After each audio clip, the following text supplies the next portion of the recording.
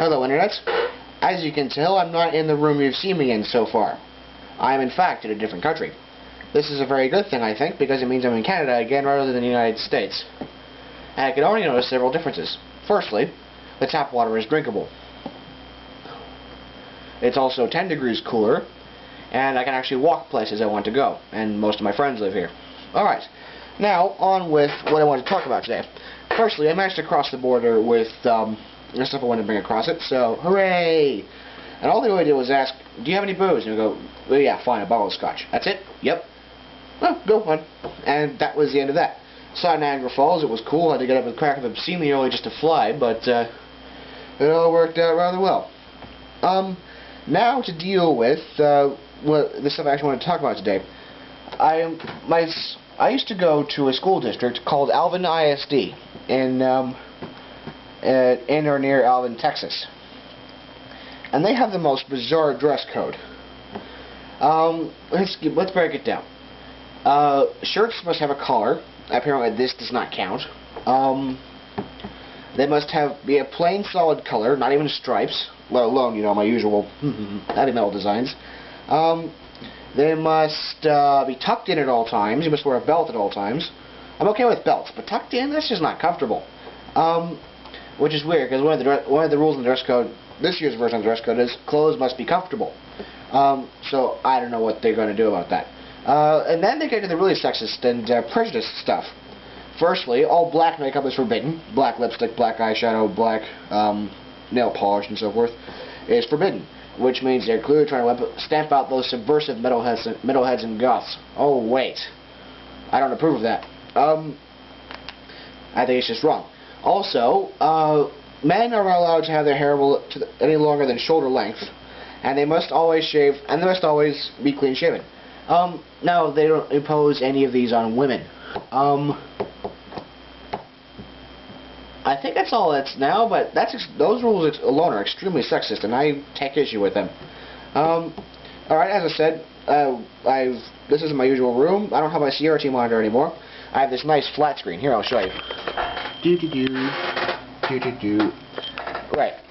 So, I'm standing my camera on top of a box, and we'll see how that works. I'll check this out in quality control after I finish making it. Let's see. Anyway, my nice notebook. I actually found another use the other day. Let me get it out for you. This thing, with a pen in it at all times, has been primarily a place to write down my ideas for jokes so I don't forget them. Again, this isn't considered a script. This is just what's the word? Talking points. Yes. Now, I also found a use for it the other day when I saw someone not only who basically parked on the barriers that separate the handicap spot from the rest of the road so you can get your wheelchair out with the wheelchair lift. He parked on that barrier, not even in the handicap spot. So I actually just tore a page out and wrote "Learn to drive" on it and stuck it under his windshield wiper. Perhaps the guy had a bit of a shock walking back to his car. I thought he got ticketed, which he would certainly deserve. Anyway, we drove from Buffalo to Toronto after flying there from Houston by way of Chicago. And on the way we stopped at Wendy's, and I noticed something rather odd, because when I were a lad, Frosties came only in one kind. They were chocolate flavored, and you would have them in a cup, and they'd be yummy. And now they make them in vanilla flavor. You could stick it in a soda, or you can mix all kinds of things in, like M&Ms or cookie dough. I saw once, toffee bits. It's ridiculous. So I think that's just extremely silly. On a really nice note, my 1 terabyte external hard drive works with the FireWire very well. I'm pleased. Okay, now how about the random article, because I haven't done one yet.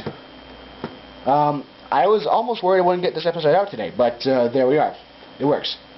So, random article, please, Wikipedia.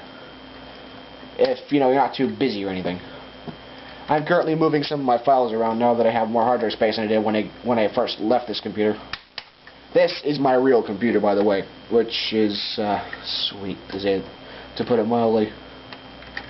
Alright, Wikipedia, random article. Kotosabi no Ki is an indies album by Jin and its debut major album. received its Indies release on March 3rd, 2005, and my sister's birthday, and later received its major album release on May 24th, 2006. Whoever wrote this, their first language was not English. That's not racist. I mean, just they don't seem to have quite the idea of some of the words. Indies, for instance. Alright. Let's see if we can find out anything more about this band.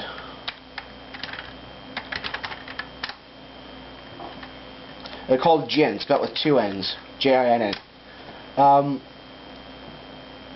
A Japanese band. Well, no wonder. Probably a Japanese band fan wrote and translated into English. And Japanese, as cool as they are, I realize I'm looking away from you, sorry about that. As cool as the Japanese are, sometimes their grasp of English leaves a bit to be desired, but that's to be said of anyone who doesn't speak English as their first language. And furthermore, I suspect that some French people would say my grasp of French leaves a bit to be desired, or Germans would say something about my German. But well, maybe they wouldn't. I'm actually really good at German. Alright, they all attended the same high school, so they're buddies. They're indie rock, alternative rock, and alternative metal. Japanese metal? Well, that's gotta be weird. Okay. Anyway, to viewers, remember this. If history teaches us anything, it teaches us that the Battle of Agincourt was fought in 1415. Good day.